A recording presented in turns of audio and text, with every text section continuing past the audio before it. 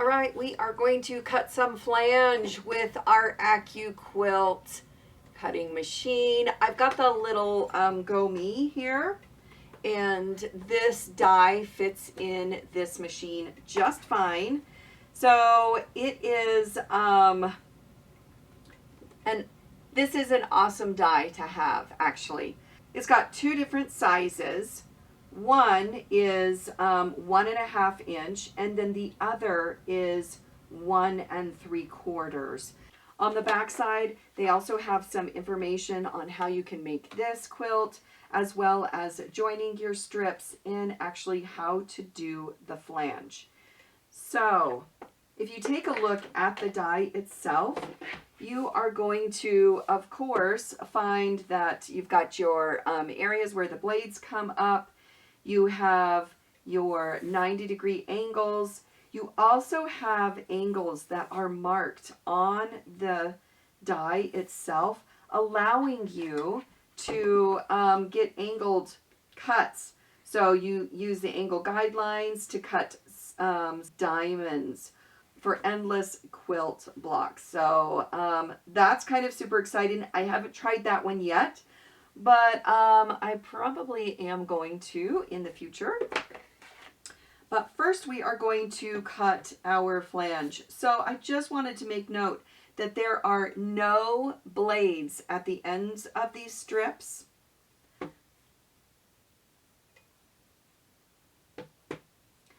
And that's so you can fold your fabric and have a continuous line. So we're not going to be cutting strips to sew together. We're just going to fold our fabric, fit it in here, and get long strips, which is awesome. What you want to do is start your fabric below that cut line to make sure that your edges are actually cut, because you don't want to start here because it's not going to cut up here, and then they'll all be connected. So I'm going to overlap them a little bit. But I've got lots of space on here, so I can actually just want to make sure that the pieces that I have go past the cut lines that are lined up. With that set, I'm going to put my mat on top. And now it's ready to feed through the machine. I'm going to kind of just shove it in while I'm turning the handle, and then it makes it super easy to just continue going. And it is going to cut my flange strips.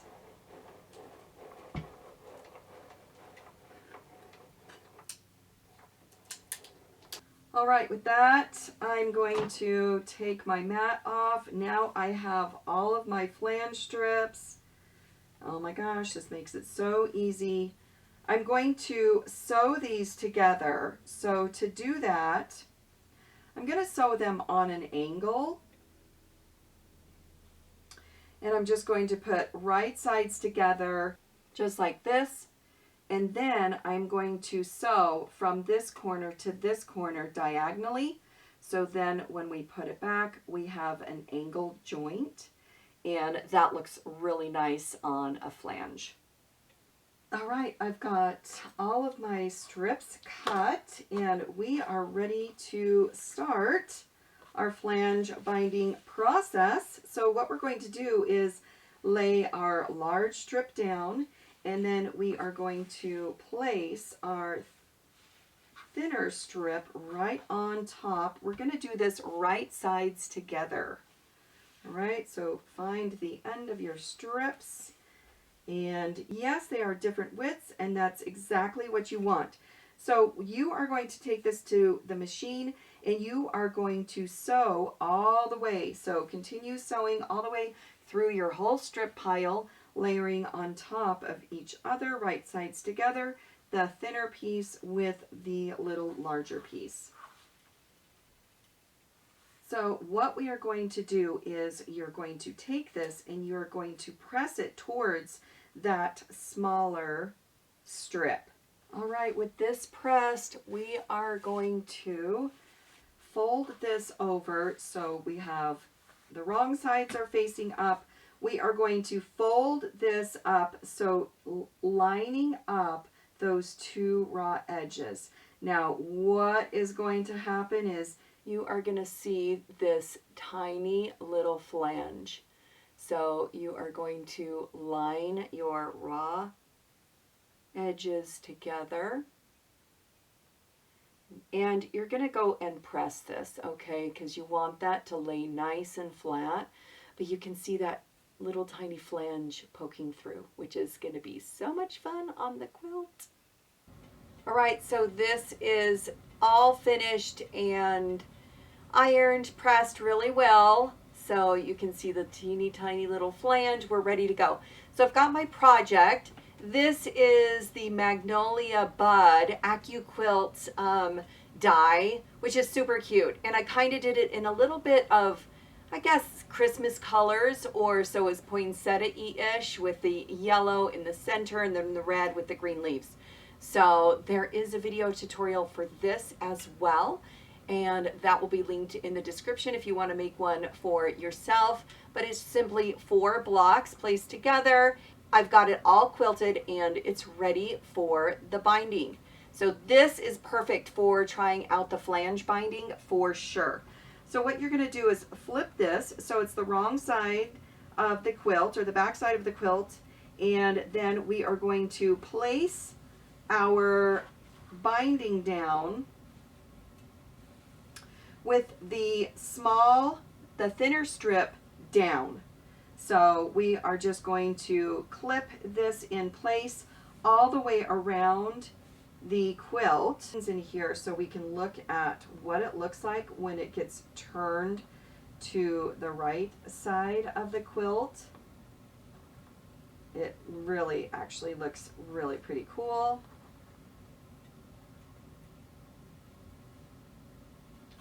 So I'm going to flip this over, and when the binding comes to the front, this is what it's going to look like. And then what you're able to do is stitch right down in between the seam of that flange, and it will catch the back side, and it is going to look fabulous. Just going to clip this all together, and then I can finish the little wall hanging or table topper.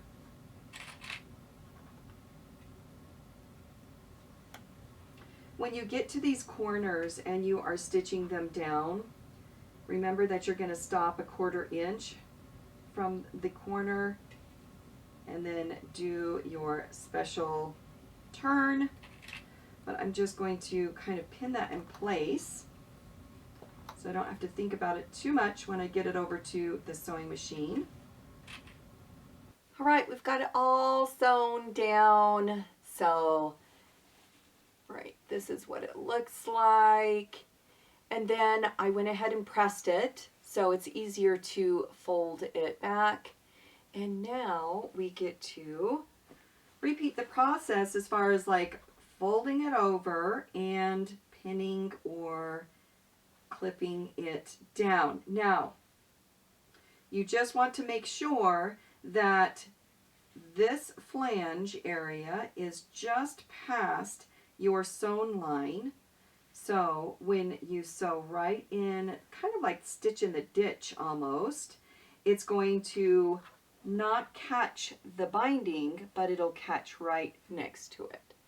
So you'll just want to make sure that there's your sew line, and this flange part goes right beyond it. So when you sew it down, it doesn't catch your binding on the back side. And you can make any adjustments when you get it to the sewing machine as well. But you can kind of feel it. It is a little thicker, and so it kind of almost nests into that spot.